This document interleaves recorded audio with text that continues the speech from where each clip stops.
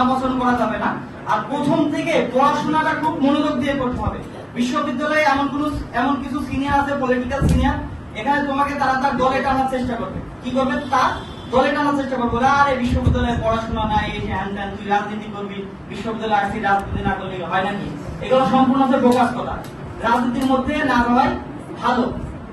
বিশ্ববিদ্যালয়ে নির্দিষ্ট কোনো বই নেই, শিক্ষকরা শীট, সিলেবাস, তোমার স্লাইড যা করাবে ওইটাই তোমার পড়াশোনা। তো কোন স্যার কখন কি করাচ্ছে প্রতিটা জিনিস তোমাকে নোট করতে হবে। কি করতে হবে? নোট করতে হবে প্রথম থেকে। এগুলো কিন্তু তোমাকে কেউ বলে দেবে না, প্রথম থেকে সব তোমাকে খাতায় নোট করতে হবে কোন স্যার কবে কি পড়াচ্ছে। এইচএসসির মতন এরকম কোনো সিলেবাস নাই যে আমি বাজার থেকে এক সেট বই কিনে ওটা পরীক্ষার আগে 5 দিন পরে আমি পাস করে গেলাম। প্রথম থেকেই তোমাকে এখানে কি করতে হবে?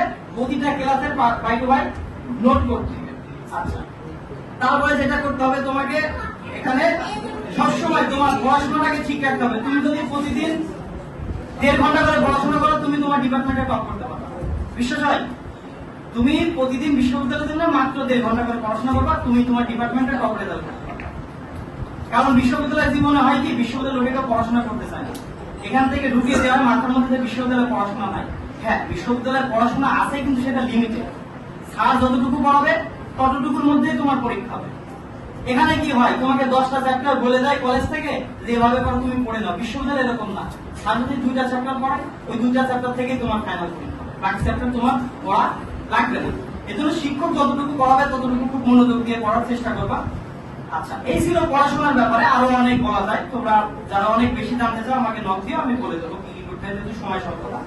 আর প্রথম যে কাজটা করবা, বিশ্ববিদ্যালয়ে গিয়ে বন্ধু নির্বাচনের ক্ষেত্রে খুব সতর্ক। বিশ্ববিদ্যালয়ে কেউ কারো বন্ধু হয় না, বিশ্ববিদ্যালয়ে সবাই হয় হচ্ছে ব্যাচমেট। শুধুমাত্র তোমাদের বন্ধু যারা স্কুল লাইফে ছিল ওরাই বন্ধু, তাছাড়া শিক্ষা জীবনে কোথাও কোনো বন্ধু এরকম ভাবে হয় না। তো বিশ্ববিদ্যালয়ে গিয়ে তুমি তোমার বন্ধুর কাছে তোমার সমস্ত কিছু বলে বসবা না, তোমার লিমিটেশন, তোমার দুর্বলতা। তাহলে এইগুলা নিয়ে ওই বন্ধু তোমাকে পরবর্তীতে আঘাত করা শুরু করবে। তোমার একটু আর্থিক অবস্থা খারাপ, বন্ধুর কাছে এক্সপ্রেস করবা। কোনো কিছু হলে আরে আমরা এখন বান্দরবন ঘুরে যাচ্ছি, ওরে বলার দরকার নাই, ও গরিব, টাকা পয়সা নাই, পরে আমাদের ঘাড়ের উপরে চলে বলবে। বুঝতে পারছো কিনা আমার কথাটা? এই জন্য নিজের দুর্বলতা কোনো সময় বন্ধুদের কাছে শেয়ার করবা না, ঠিক আছে? আর বন্ধু নির্বাচনের ক্ষেত্রে খুব সতর্ক। বন্ধু চিনতে পারবো তোমরা 6 মাস 1 বছর যাওয়ার পরে। প্রথমে কারো কাছে এই জন্য নিজের সমস্ত কিছু ঢেলে বলবা না, ঠিক আছে? আর পরামর্শ নেওয়ার সময় বিশ্ববিদ্যালয়ে দেখবা তোমার জেলার কোনো বড় ভাই তোমার ডিপার্টমেন্টে 3rd ইয়ার বা 4th ইয়ার পড়ে কিনা।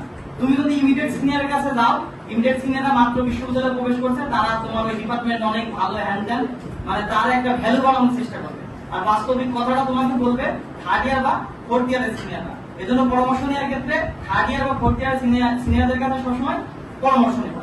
গেল পড়াশোনার বিষয়। এবার যেটা তোমরা করবা না, বা এখন থেকে যেটা তোমাকে বর্জন করতে হবে, তোমার যারা এইচএসসি লেভেলের বন্ধু ছিল, তারা তোমরা চান্স পাওয়ার পরে অনেকে দেখবা তারা তোমাদের সাথে কথা বলতে সংকোচ বোধ করছে, বা তোমাদের মনের ভিতরে একটা গাম্ভীর্যতা চলে আসে, আরে আমি পাবলিক বিশ্ববিদ্যালয়ে পড়ি, ন্যাশনালে পড়ে, দূর ওর সাথে আমার চলে নাকি।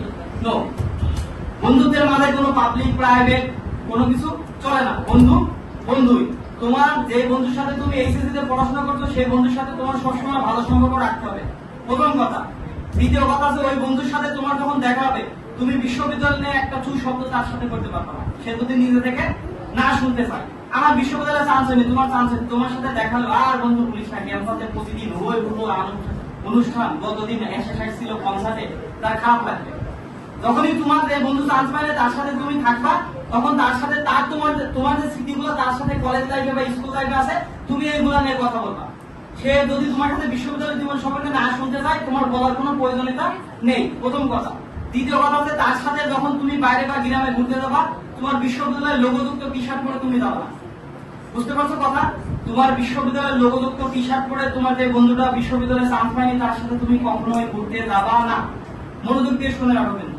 এটা হচ্ছে তোমার নিজের কে একটা বড় করে দেখানো। তোমার বন্ধু কষ্ট পাবে যে আমরা একসাথে অ্যাডমিশন কোচিং করলাম, ও আজকে চান্স পাইছে বলে এমন ভাবে সবাই বেড়াচ্ছে, এই কাজটা করা যাবে না। বুঝতে পারছো? আচ্ছা, মোটামুটি বন্ধুদের ক্ষেত্রে এই 2টা কাজ করলে এনাফ। আর তুমি বিশ্ববিদ্যালয়ে চান্স পেয়েছো বলে বিশাল কিছু হয়ে যাওনি। তোমার মধ্যে এমন বিশ্ববিদ্যালয়ে চান্স প্রাপ্ত শিক্ষার্থী বাংলাদেশে আরো 2 লক্ষ 2-5 লক্ষ আছে, তারা পড়াশোনা করছে। সবসময় চেষ্টা করবা বড়দের সাথে একটা সুন্দর আচরণ করা। হ্যাঁ, হয় কি বিশ্ববিদ্যালয়ে চান্স পাওয়ার পরে নিজের ভিতরে অনেক একটা মানে ভাব চলে আসে, গাম্ভীর্যতা চলে আসে, আরে আমি তো বিশাল কিছু হয়ে গেছে। আসলে তুমি কিছুই হবে, তুমি একটা ভালো কিছু ডাল বানতে গেছো। তুমি যদি 4টা বছর ভালোভাবে কাটাইতে পারো তবেই তোমার সফলতা। আর বিশ্ববিদ্যালয় নিয়ে আমি কাজ করছি বিগত 3-4 বছর। তো তোমরা যে কোনো পাবলিক বিশ্ববিদ্যালয়ে ভর্তি হও না কেন, যদি কোনো ধরনের পরামর্শ লাগে তোমরা আমাকে নক করতে পারো, আমি যে কোনো ধরনের সমস্যার সমাধান দেবার চেষ্টা করবো। প্রতিটা বিশ্ববিদ্যালয়ে আমার পরিচিত বড় ভাই এবং জুনিয়র এবং আমার স্টুডেন্ট আছে। তো এই তো অনেক বেশি কথা বলে ফেললাম। হ্যাঁ, তো তোমরা চেষ্টা করবো যতটুকু মেনে চলা সম্ভব। এই বলে আমি আমার সংক্ষিপ্ত বক্তব্য শেষ করছি। ধন্যবাদ।